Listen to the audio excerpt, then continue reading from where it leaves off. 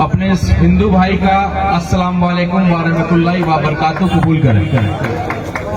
इन शब्दों का अर्थ आप शायद न समझाते हो, लेकिन मैं आपके बीच में रह करके समझाने का प्रयास कर रहा हूँ। आपके मदरसों में क्या पढ़ाई किया जाता है, आपके मस्जिदों में नमाज में क्या दुआ किया जाता है, कि जब हिंदू का बेटा समझाएगा तो शायद ऐसे जो अंधभक्त हैं, जो बीजेपी सर्टिफाइड हिंदू हैं, उनको शायद समझ में आएगा।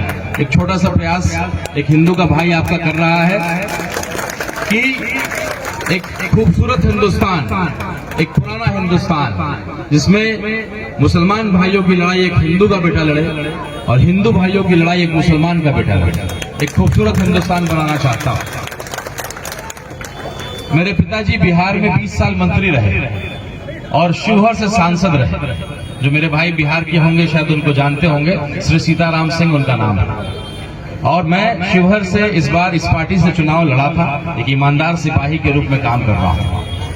तो हमेशा लोग पूछते हैं कि भाई आप इतने बड़े सियासी परिवार से आते हैं, आप इस पार्टी में क्या कर रहे हैं। अभी भी मैं ट्रेन में था तो लोगों ने यही सवाल किया कि अरे आप तो बेवकूफ हैं, या आप अच्छे शब्दों में उन्होंने बोला कि आप बेवकूफी कर रहे हैं, इस पार्टी में आप क्या कर रहे हैं। तो मैंने उनको समझाया कि इसका फैसला या इसका जवाब आप 8 तारीख का अखबार पढ़िएगा। 5 तारीख का वोटिंग होगा और 8 तारीख के अखबार में मेरा जवाब आपको मिल जाएगा। मैं एक पढ़ा लिखा हिंदू हूँ और एक समझदार सियासी परिवार से आने वाला व्यक्ति हूँ। मैंने इस पार्टी की ताकत को देखा है। सभी पार्टियों में कार्यकर्ता होते हैं, लेकिन इस पार्टी में दीवाने होते हैं, और उन दीवानों के दीवानगी को मैंने देखा है, क्योंकि मैंने चुनाव लड़ा है इस पार्टी से। बहुत गंभीर स्थिति में हमारा देश है। जिस तरीके से एक पार्टी जहर फैला करके हमको बांटना चाहती है, अगर हमने उनको नहीं रोका तो देश सिविल वार की तरफ चला जाएगा, गृह युद्ध की तरफ चला जाएगा। ठीक है, हिंदुओं की अगर आबादी 80% है, मुसलमान भाइयों की 20% है, लेकिन नुकसान दोनों को होगा। इंडिया गेट जो है नाम दर्ज है।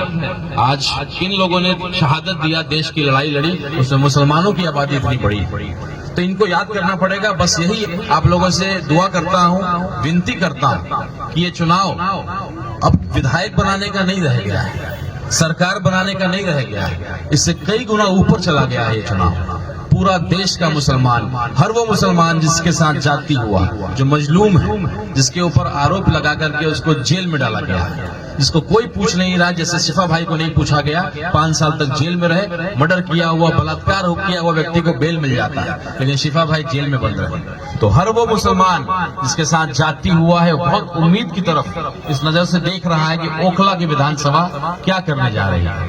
ये विधायक बनने का चुनाव नहीं है, ये सरकार बनाने का चुनाव नहीं है। तो मैं चाहता हूं कि उन सभी लोगों जो मुस्लिम के साथ गलत हुआ है, मैं हिंदू समाज से आता हूं, मैं ये पैरवी करता हूं कभी कभी थाना वाले को, या कभी एसडीओ को, कभी डीएम को, तो मुझे कहते हैं कि किन लोगों के चक्कर में पड़े हुए हैं, गाली का शब्द इस्तेमाल करके गलत शब्दों का इस्तेमाल करते हैं, इन लोगों के फेरा मत रहिए।